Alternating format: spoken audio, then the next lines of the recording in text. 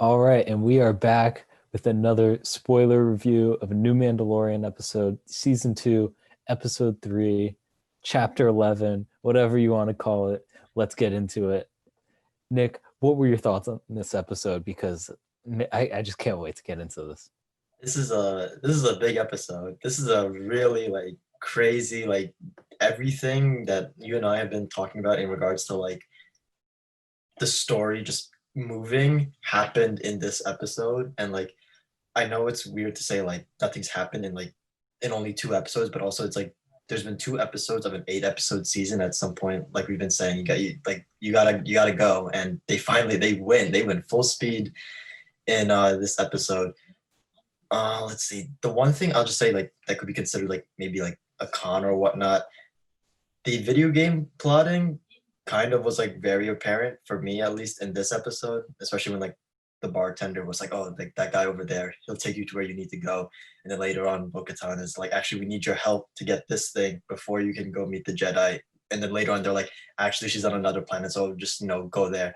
I was kind of like, okay, a lot of like you know a lot of video game plotting and fear just chasing the objective, but that's really the only thing I have to hold against this episode. Everything else was just really really exciting. First, after the two episodes and so many months since we last saw him, John Carlos Esposito finally showed up. He's I back. watching our reviews. I've been waiting for this man to show up, and like it was actually like perfect how like even though it was like a hologram and even though he was there for like 2 minutes, everything about Moff Gideon just like came out in that moment. Even that last like rallying cry, like "Long live the Empire." I was like, that's it right there. That's exactly what I've been waiting for.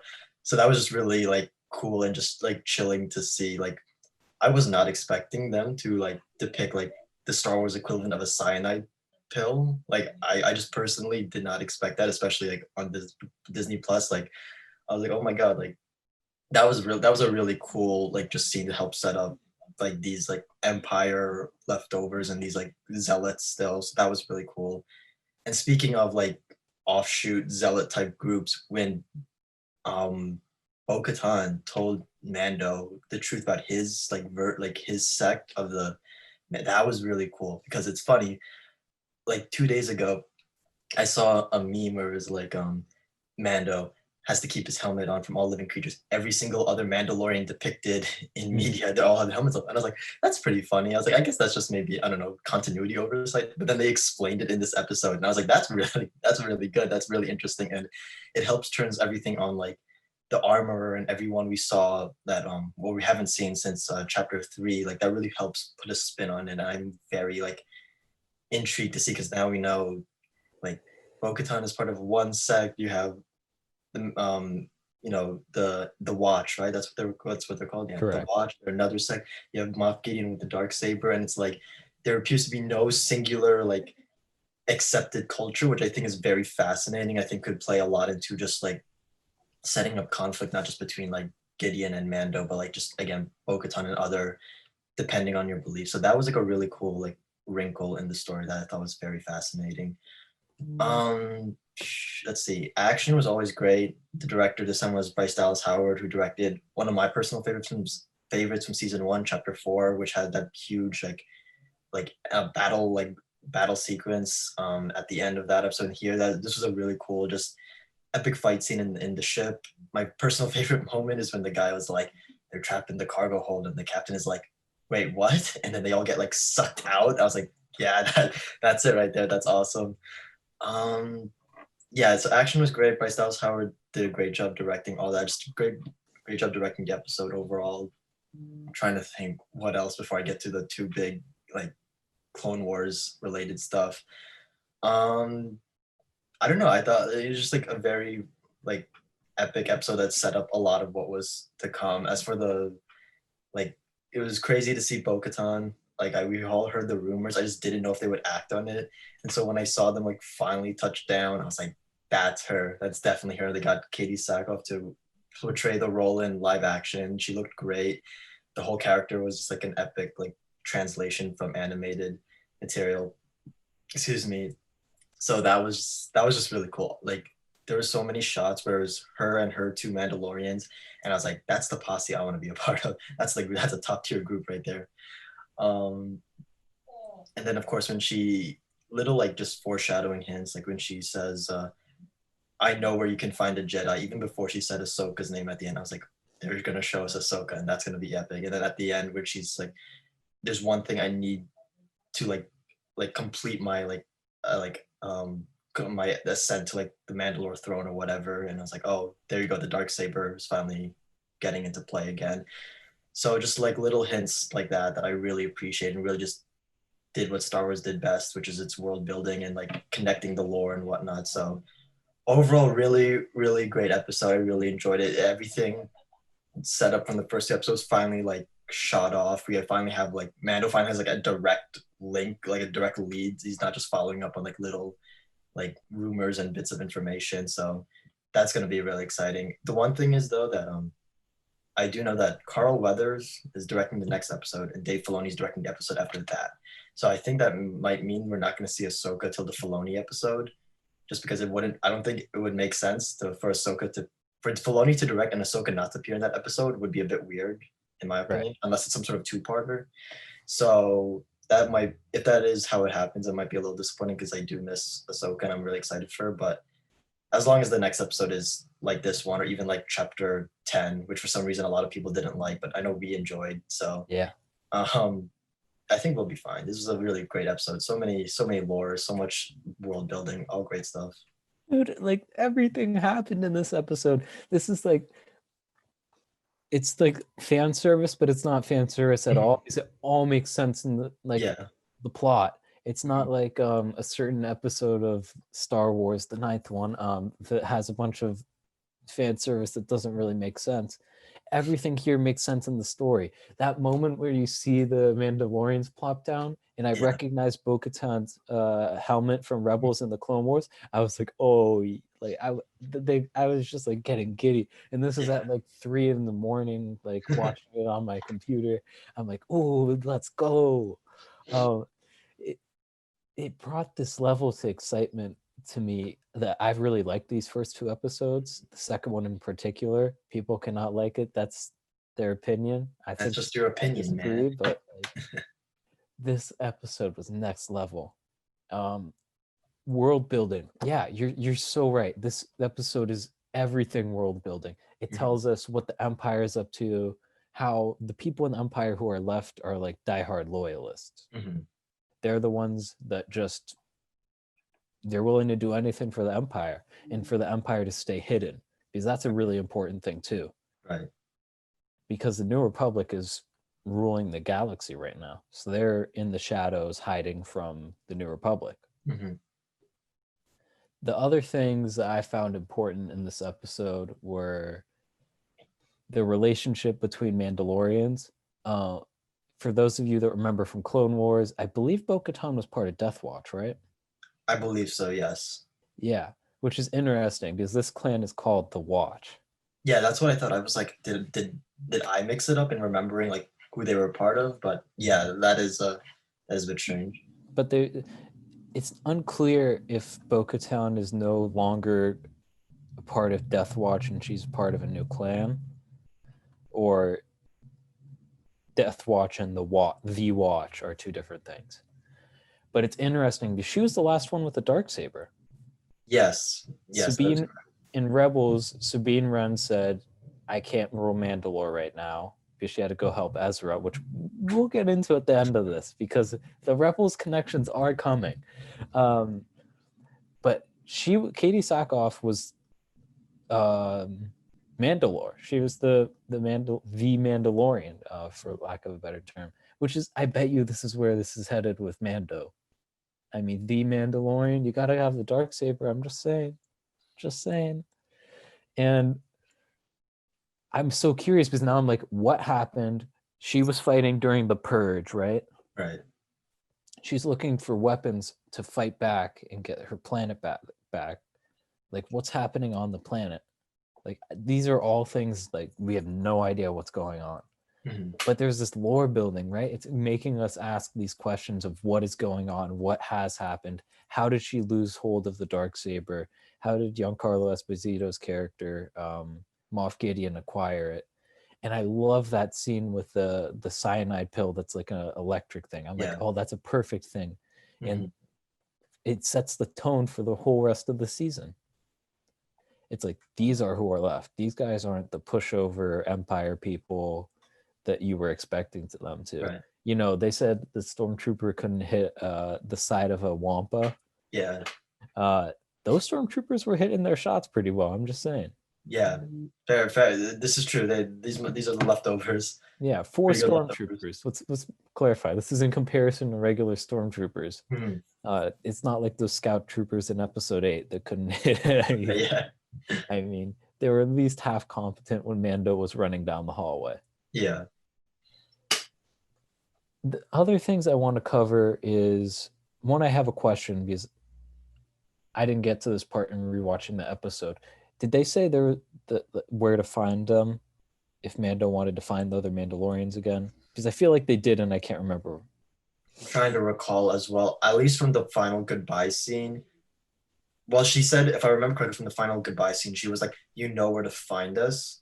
So I think, well, the way I remember, the way I've like thought it out, I think she's like, we're going back to Mandalore at some point because Right. there was that conversation where he was like, "That place is cursed, like we should not be going there." So I think when she says, "You know where to find us," like it's sort of like we'll be going back to the home planet at some point, and like we'll be there if you need Right. us. So I think there's I think he knows where to look, which probably means we'll be going back to Mandalore at some point. The way this series likes to go back, like reference back on previous character choices.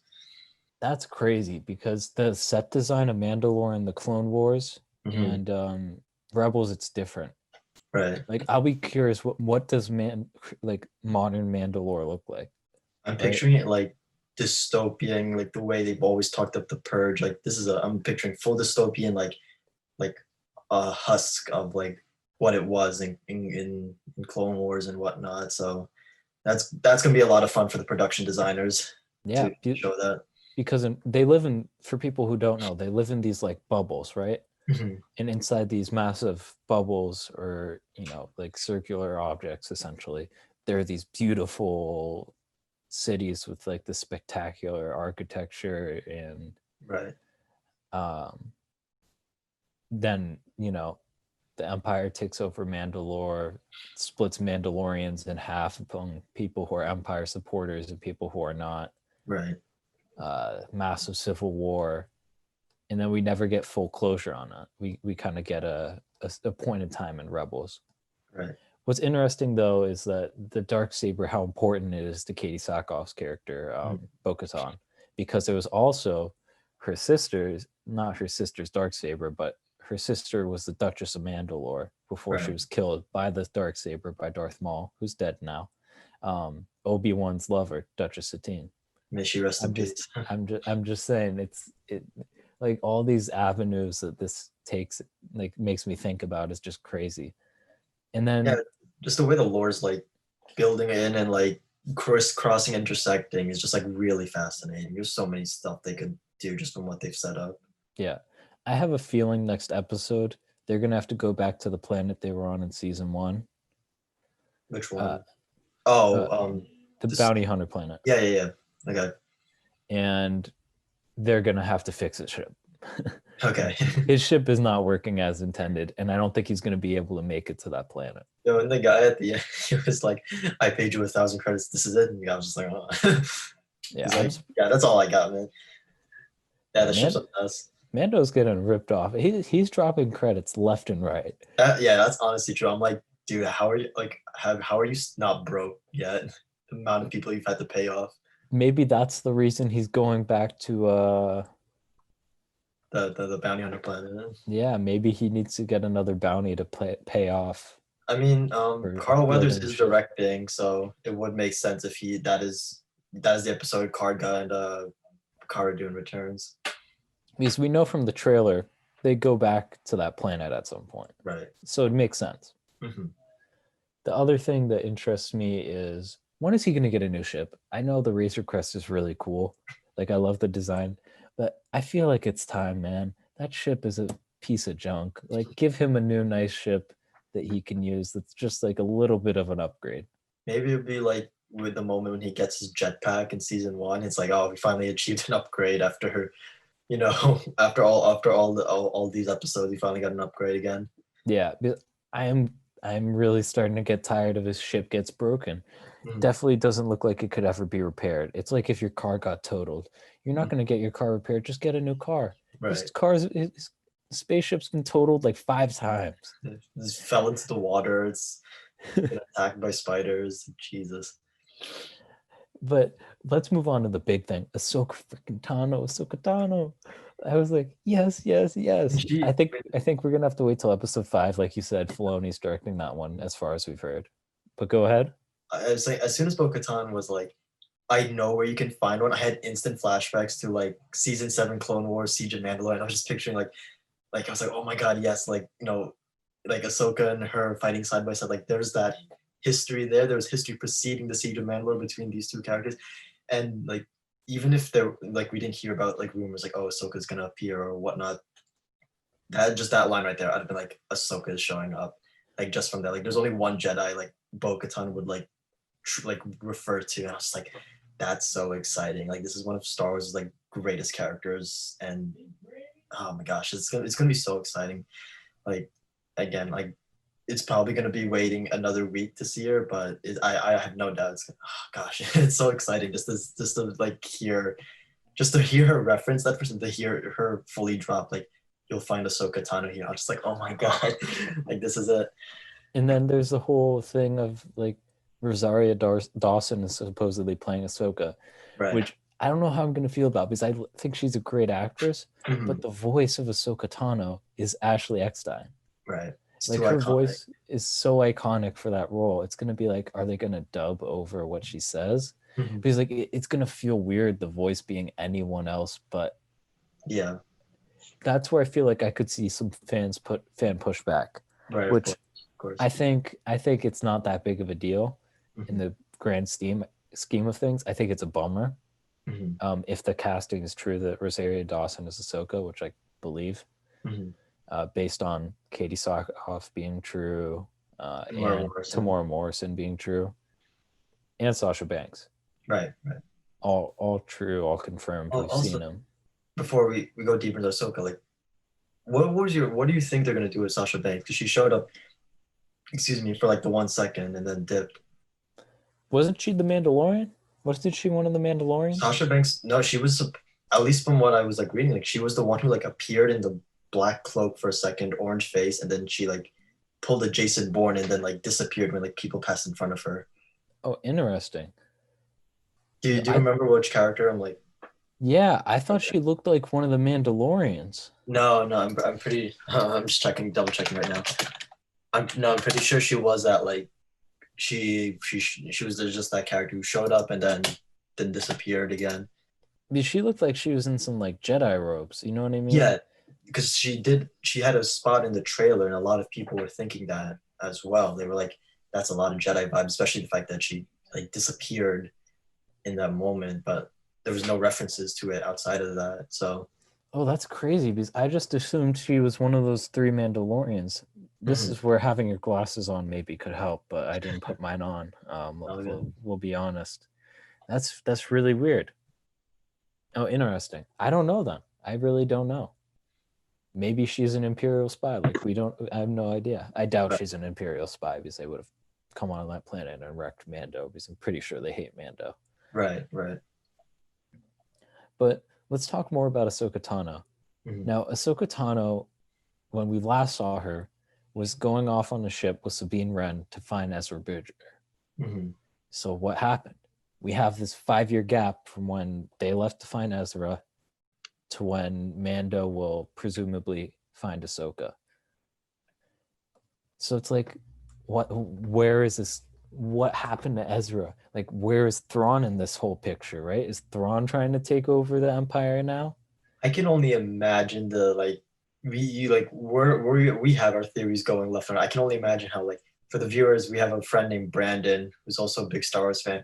Like because I know he's like has his own theories about what happened to Ezra. I'm just thinking like, yeah, like there's so much like potential, like especially since Rebels ended in like not without a definitive, like they left it open ended. There's so much that could be happening like there. I could see Filoni must be having the time of his life. Oh He's my getting so god. much of his like characters and the lore he's expanded on, just like continuing. My gosh, what a lucky And guy. it feels natural. Hmm. That's the beautiful thing. It doesn't feel forced at all. Everything comes along the way it should, Hmm. and it fits the story. So I'm really curious how that plays out when we see Ahsoka Tano. Will we see Sabine Wren too? Is Ezra gonna be there? Because he's an actual Jedi. Right. Ahsoka, if you guys don't remember, like she's like that person who isn't technically like has a certain doesn't technically have that job, but they have that job. Ahsoka's like that. She's not technically a Jedi, but she's a Kind of Jedi. like how like Jango Fett is like wears Mandalore armor, but it's not technically Mandalore. Right, right. It's like I need to know this stuff. I need to know what happened to Ezra. Like, Mhm. where is he? If he's not there, where I the can f is see he? I can see that storyline, and I could see the whole reclaiming Mandalore being like the whole season 3 like storyline. Mhm. Assuming like I don't think they will, but like let's say they wrap up some of the Moff Gideon stuff this season, like season 3 could be ripe for just Rebels and like Clone Wars, like all the stuff we saw concerning these characters just like unleashed in season 3, which I'm pretty sure is gonna happen. So, oh man, Yeah, so much stuff, so much exciting stuff. I love it because the storylines just keep on getting rich and richer. Right, right. We have Mando's quest, and now we have full on like we found the Mandalorians. We know where we need to go to find the Jedi, but Mhm. also there's this whole Mandalorian thing going on, and that's important because like Right. whether they're your clan or not, they are still your people, and that's your Mhm. home planet. So that would be interesting. I hope he finds the armor. I can't remember what her name is from It's season just the one. armor. I think that's how Yeah, most. Yeah, that thing has been the designation. and I'd be curious to how that conversation goes over with other Mandalorians not being Mhm. part of their cult, as they call it, and what she says, and Right. how does Mando internalize this as episodes go on? Like, is he like, oh wow, I don't need my helmet on, and he starts taking it off, or like, is he just like, no, this is ridiculous? Which I assume will kind of be his prerogative. Mhm. Um, and will he feel betrayed by the watch? Like those are all really interesting questions for me going forward for Mando on a personal level. And there could be Um, so much like thematic stuff too, just like the ever shifting nature of like culture and how you like how you are have been like raised based on like how others have interpreted it. There could be so many different like just between Gideon, Bo-Katan, and the Watch. Like there's could be so many different avenues this whole thing could be taken just thematically. So I don't know. It's a lot of fascinating stuff that could go in so many directions, as we've been saying throughout this review. yeah, I am so so Yeah. excited for this. I know we have a lot more action to come. I think we've hit every single note possible from this episode. Oh, Baby Yoda! What's our Baby Yoda highlight of the episode? Hmm. I'm trying to think. The moment he's like eating porridge or whatever, and that the face hugger like grabs him, I was so like caught off guard because I'm like that's like that thing's like on his face, and man, was just like stop playing with your food and just like flicks it off with a knife. I was like, I was like, okay, that was such a strange like little funny moment, just because yeah, there's like a whole like face hugger in the soup, but like Mando doesn't care that it was just like on Baby Yoda's face. I think that was just like a like bizarre moment, but again, a little just it was just a good Baby Yoda moment. That's for me. I love the moment where Baby Yoda like watches the egg hatch. Mhm. He's just, you know, in a rational human's mind, they would be like, "Oh my God, those are the eggs that he's been eating." Mhm. But in Baby Yoda's mind, he's probably just like, "Cool." Like those shots where his face is distorted because he's looking inside the uh, tank. Right. Like I just love those shots of Baby Yoda, and I love the whole idea of him spending a day with the people he just like ate half their offspring. Yeah. Like that whole concept to me is hilarious. But Mhm. also the second they kicked Baby Yoda into that thing and Baby Yoda's box got eaten, I Yeah. was like, they all deserve to die right now. Oh yeah, for sure, for sure. And so when the other Mandalorians came in, that moment where Mando dives in and then he's drowning, Yeah. and he's trying to get back up with the jetpack. That whole moment was great. The other Mandalorians come in and kill all of them. And I'm like, yeah, you get what you deserve. But other than that, man, I'm just really excited for the next episode. I don't think they're going to go directly to that planet. Something's going to throw a wrench in his plan. Right. I think he's going to have to find Grief Karga and Cara Dune, and then we'll go from there. We'll see what happens. All right, so that wraps up our episode, this review of The Mandalorian Season 2, Episode 3.